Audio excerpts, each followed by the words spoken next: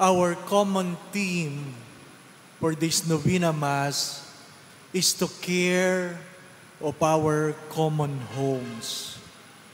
Care of our common homes. From Laudato Si.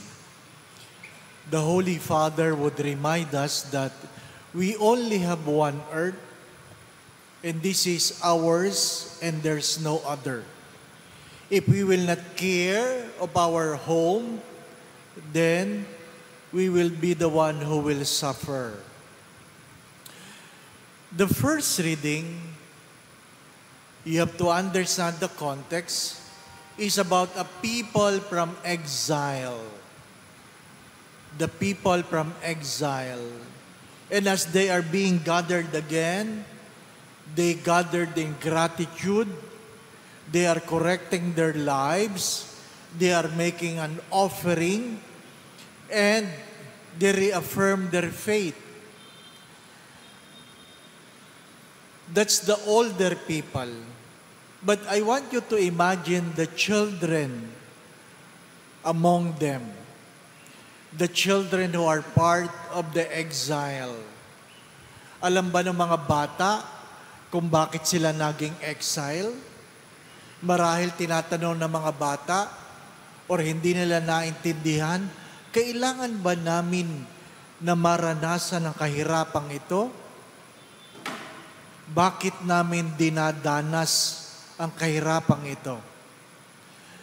The people of God was in exile because of their disobedience. Disobedience. They have been seeking other God apart from the God who taught them, who saved them, and who have provided for them. Pag hindi natin inayos ang ating mga buhay, merong ibang magdurusa. Sabi nga ng yumaong Archbishop Oscar Cruz, ang pagpuputol ng puno ng walang humpay ay isang uri ng pagnanakaw para sa mga susunod na henerasyon. If we will not take care of our common earth today, we are robbing the people, the next generation, of a better place to live. Maybe less fresh water, less fresh air, or less habitable areas. Mahalaga na maintindihan natin na yung pag sinasabing merong care ay merong malasakit. And when we care for our common homes, we cannot separate the love of Saint Francis. The love not only of nature, the love of God, and the love within himself. And what is that? Love is defined as to order ourselves for the good of the other. Ang tunay na pag-ibig, ang tunay na pagmamahal, ay yung inaayos natin ang ating mga sarili para sa kabubuti ng iba.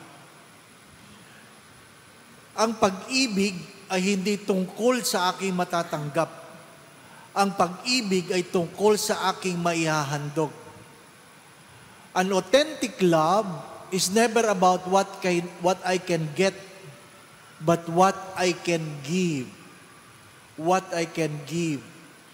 Ano pong meron sa Ebanghelyo? Maganda pong pagtuunan ng pansin ito. The mother of Jesus and his brothers came to him, but were unable to join him because of the crowd. Unable to join. Ibig sabihin, hindi na nakalapit yung kanyang ina at ang kanyang mga kamag-anakan. Bakit? Sa sobrang dami ng tao. I would like you to look at that situation. Hindi nakalapit or hindi na lumapit. Bakit po? Because the mother, the relatives, did not insist. Anong ibig ko sabihin, did not insist? Hindi niya in-invoke yung kanyang entitlement. Ako ang nanay niyan, papasukin niyo ako. Di ba? Pwede naman sabihin ni Maria, anak ko yan, tabi kayo. Ako ang nanay, tabi kayo. Para siya makapasok. Hindi po ba, no? Tayo mga Pilipino, mahilig tayo sa ganyan. Pag mayroon tayong hinihingi, mayroon tayong gusto nating pumila, gusto nating magmadali. Anong salita natin mga Pilipino? Di niyo ako kilala? Mahilig tayo sa ganyan. Di po ba? Feeling entitled. Bakit maraming wangwang sa kalsada nangahawi sa gitna ng traffic? Entitled. Di po ba? The feeling of entitlement. That is the common problem or cause of the problem why we are unable to care of our common earth, common home. Bakit? Yung mga nagtatapon ng basura, yung mga hindi nag-aalaga, yung mga nag-aaksaya. Bakit? Uy, ubusin mo naman yan. Ano sabi? Okay lang. Sayang naman. Bakit? Binayaran ko naman yan. Di po ba? Porke ba binayaran? Pwedeng aksayahin? Maganda pong pagtunan ng pansin yun. Porke ba binayaran? Pwedeng aksayahin? Maganda pong pagtunan ng pansin yun. Kahit sa loob ng simbahan, nahihirapan tayo. Sa loob ng simbahan, nahihirapan tayo. May mga pagkakataon na sikip ang simbahan, yung iba gustong umupo, hindi makaupo, kasi yung isa, ang nakaupo ay bag niya. Nakaupo ay bag niya. Di po ba? Gustong umupo sana? Wala. Mga minamahal na mga kapatid. Magandang pagtunan ng pansin yun. Our problem is because we lost, ano po sabi sa prayer kanina, the sense of poverty and humility. The poverty of Saint Francis is not the lack of food. It is not being destitute. But what? He let go of his right, being the son of a noble person. Yun ang kanyang poverty.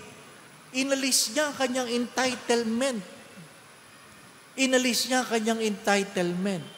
Mga minamahal na mga kapatid, hopefully, as we continue in this novena, in the coming days, we look into ourselves. Number one, am I living in love? Am I living in love?